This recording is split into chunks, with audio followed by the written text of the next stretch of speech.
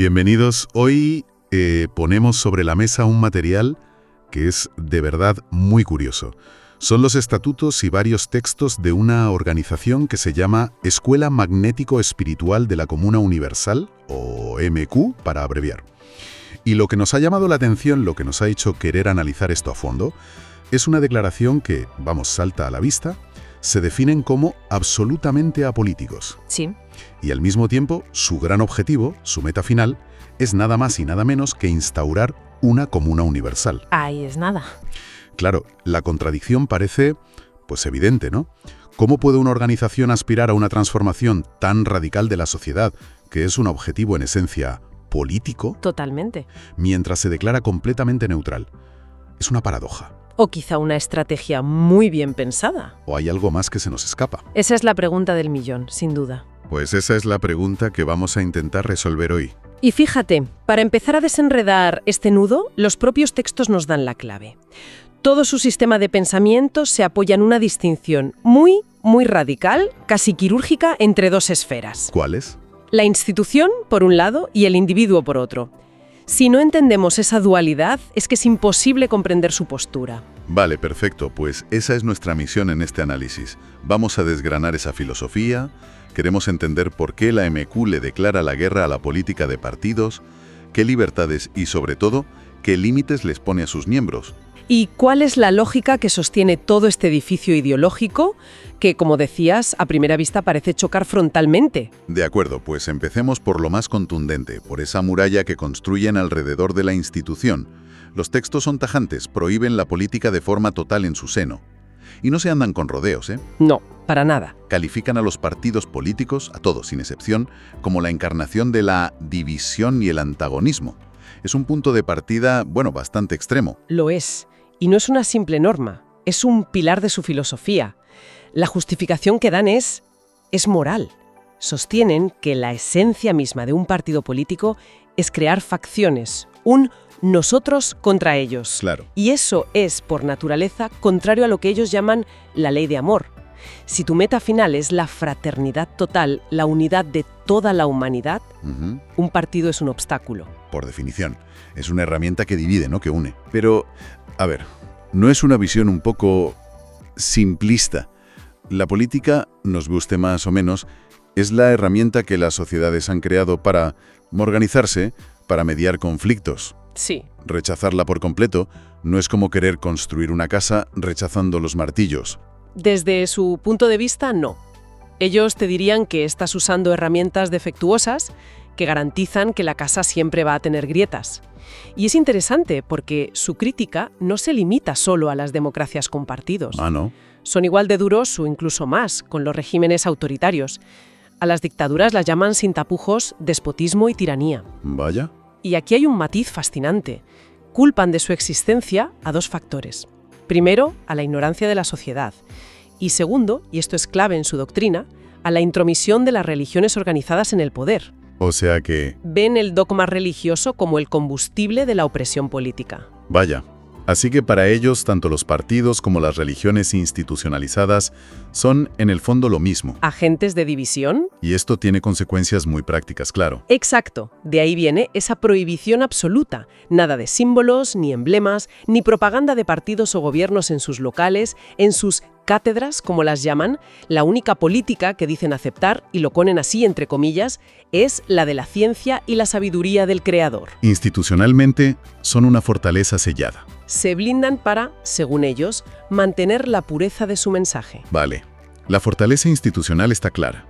Pero aquí es donde a mí de verdad se me rompen los esquemas.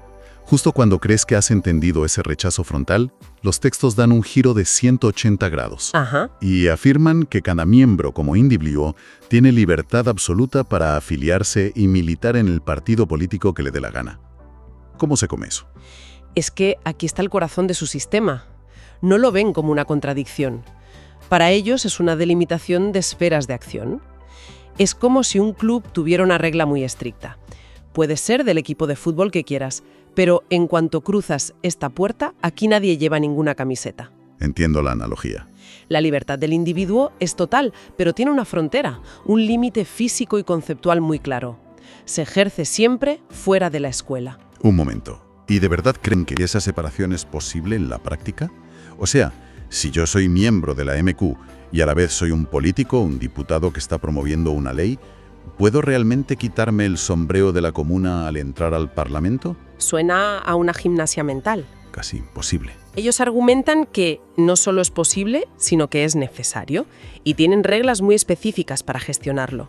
Primero, establecen que la participación política de una persona es un acto privado, que responde a su grado de progreso y a sus afinidades. ¿Qué quieren decir con eso? Es una forma de decir, entendemos que cada persona está en un punto diferente de su evolución, de su conciencia, y respetamos las decisiones que tome en el mundo, digamos, profano. O sea que, en teoría, el líder de un partido de ultraderecha y el de un partido comunista podrían sentarse juntos en una de sus cátedras Y tratarse de hermano. sin ningún problema. Eso dicen los textos. Exactamente eso. Ese es el segundo punto crucial. Dentro de la institución, todas esas identidades externas se desvanecen. Fuera etiquetas. Fuera. No hay rangos sociales ni filiaciones políticas. Solo hay hermanos y hermanas. Buscan crear una especie de zona neutral sagrada. Un lugar donde las etiquetas que nos dividen ahí fuera no tienen ninguna validez. Es casi como la regla de Las Vegas, pero aplicada a la ideología. Me gusta la analogía. Y supongo que la prohibición de símbolos que mencionabas antes es la manifestación física de esa idea, ¿no? Precisamente. Por eso prohíben cualquier insignia o emblema de partidos en sus locales. Y van un paso más allá, ¿eh? A ver. Esos símbolos políticos tampoco pueden asociarse nunca a los símbolos propios de la escuela, como sus banderas o sus escudos. Se protegen. Totalmente. Esos, dicen, representan únicamente su doctrina, el espiritismo luz y verdad, y no pueden ser contaminados por las luchas de poder terrenales. Entiendo la lógica, pero suena increíblemente conveniente para la organización. Al decir, no nos hacemos responsables de las acciones políticas de nuestros miembros, Sí, no están simplemente lavándose las manos, eludiendo cualquier controversia que sus afiliados puedan generar en el mundo. es una forma de verlo, sin duda. Ellos lo justificarían con su concepto doctrinal más importante para este tema, que es la ley de justicia. La ley de justicia.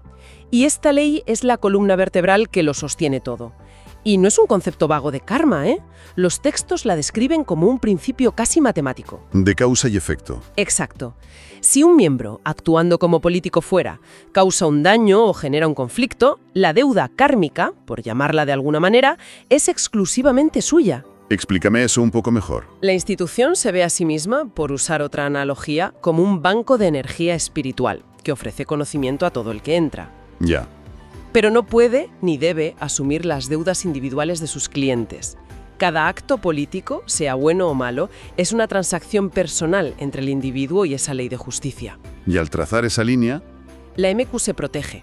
Garantiza, según ellos, la pureza de su mensaje y, de una forma muy pragmática, su propia supervivencia a lo largo del tiempo, sin importar los regímenes políticos.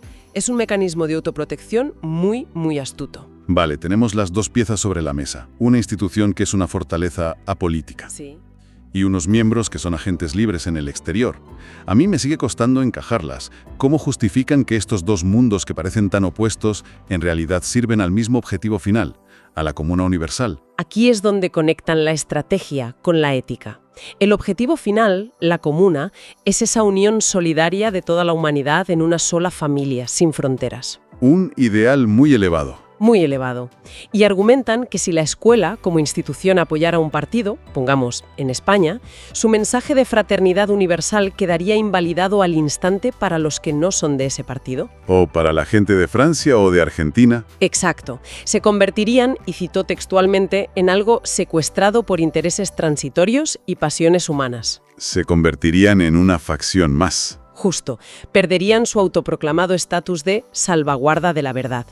Para poder hablarle a toda la humanidad necesitan operar desde un plano que ellos consideran superior a la política del día a día. Es fascinante, porque la mayoría de organizaciones con fines utópicos, ya sean religiosas o políticas, hacen justo lo contrario. Exigen una alineación total. Claro.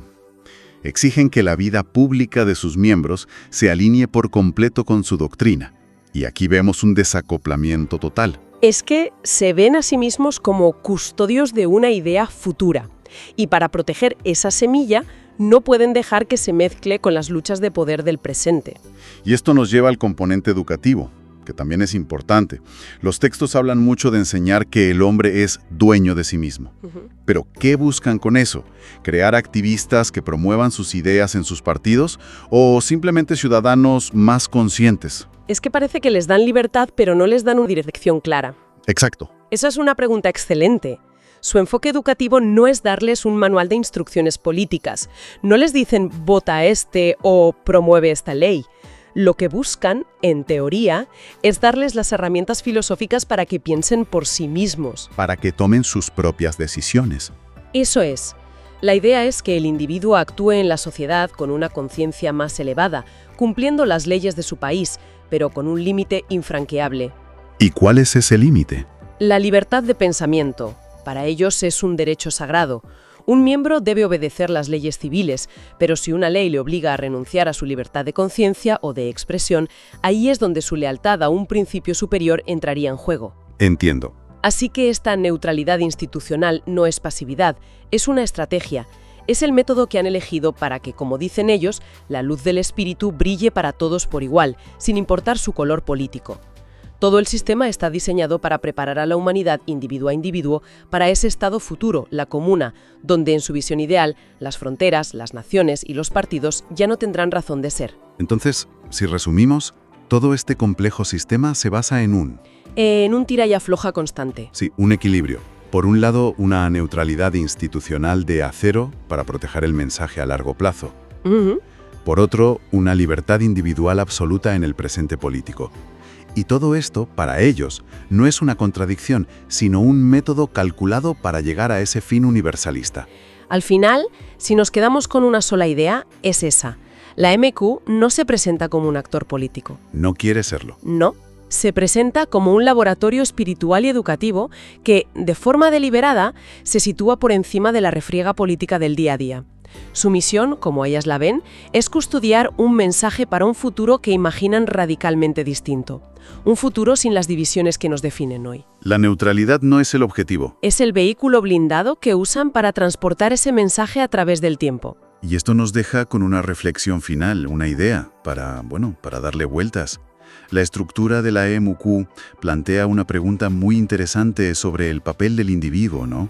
Sí, muy profunda. Si una persona es libre de actuar políticamente en el mundo, pero debe dejar esa identidad en la puerta de su comunidad espiritual, ¿cómo se reconcilian las acciones individuales en el presente político, que a menudo implican conflicto, división, con la construcción de ese futuro que se supone apolítico y universal? Claro. Son dos caminos paralelos que nunca se tocan, o inevitablemente, en algún punto, entran en un conflicto irresoluble dentro de la conciencia de esa misma persona.